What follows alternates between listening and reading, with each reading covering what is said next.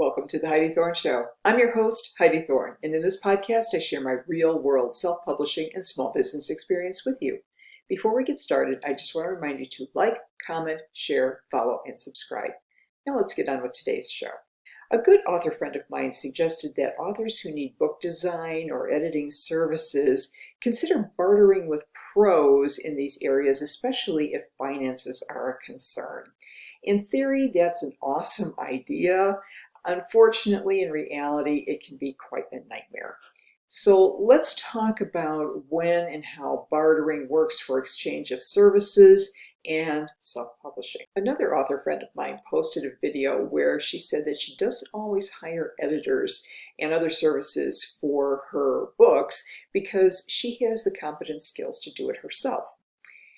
Yet another author friend is a skilled digital artist, and so she does her own book covers. While that might sound like hubris, I do the same thing with my self-published books. Why do we do this in spite of the common knowledge that you should hire these services out? For me, I have years of writing, editing, advertising, and publishing experience. Though I'm aware of the doctors shouldn't be their own patients' problems, I'm keenly aware of my skills and the pitfalls of being too close to my work. And I've employed a number of tactics to avoid the problems that come along with self-editing. I also have no emotional attachment to my work. If I think it's junk, I'm willing to admit it and either make it right or trash it. You need to be honest about the skills that you have.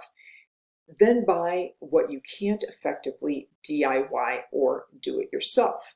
This honest assessment of the skills you have and those you truly need is the basis for bartering opportunities. How long have you had or used this skill?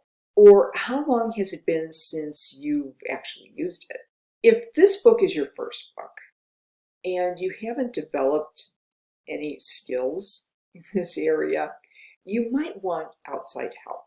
If it's been years since you've practiced this skill, it may also be a good idea to get help from the outside, from people who are doing it in the field and in the market right now. If you don't currently have the skill, how steep is the learning curve to acquire the skill?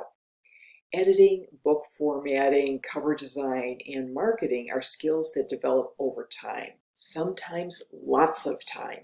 And if it isn't something that's a good fit with your circumstances or your inborn talents, best to let go and let pro. What often happens is that whoever is conveniently in one social circle becomes a potential barter partner. The know, like, and trust factor is high, so even someone with skills that kind of resemble those needed will be approached for a barter opportunity. Sometimes colleagues feel obligated to accept barters as not to make the requester feel bad about asking. The piece of the barter arrangement that those seeking services forget is the exchange. What are you offering? Does the other person even want what you're offering? This is where I've had the most trouble.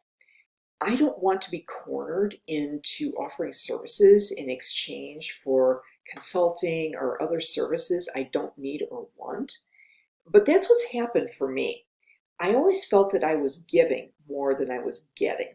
Other barter pitches ask for services in exchange for exposure, promising that if the service provider does the job, it will bring a lot of attention and business their way. That rarely happens, and the partner providing the services loses. A networking friend of mine was starting a new consulting practice. They were trying to keep costs down and bartered for their logo design.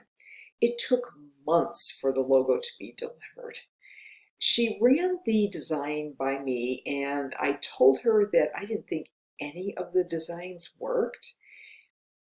That was her own assessment too, but she just wanted an outside opinion. She also wanted to know how to handle the situation since now they still didn't have a usable logo. She didn't want to ask the barter partner for any additional services and would likely have to invest some hard dollars in hiring a designer. In looking at the situation from the outside, I wasn't really sure what the designer stood to gain from that barter. In my observation of freelance professionals, work that doesn't bring in cash doesn't warrant immediate attention. So managing barter partners is challenging and has the potential to sour relationships. This is why a written contract detailing all the particulars of the barter is essential. That includes deadlines, deliverables, and exit procedures. When a barter goes bad, how will this be terminated equitably for all parties involved? I hope you found that helpful, and if you did, please rate, review, and subscribe to The Heidi Thorne Show on whatever podcast platform you like to use. I'm on all the major ones: Apple Podcasts, Spotify, Stitcher, Podbean. Pick your favorite, I'm probably there. If you like the YouTube video better, just subscribe to my Heidi Thorne YouTube channel and turn on the notifications so that you get an alert when a new video is available. I would appreciate it if you would share The Heidi Thorne Show, audio or video, with your friends on social media. And my self-published books are on Amazon, Audible, and Apple Books. All you have to do is type in my name, Heidi Thorne, and my author page will come up and you'll see a list of all available titles. If you'd like to connect with me, my website is HeidiThorne.com, and I'm most active on Instagram and TikTok at Heidi Thorne. Thank you so much for listening and for your support. I'll look forward to talking with you again in the next episode, and in the meantime, have a great day.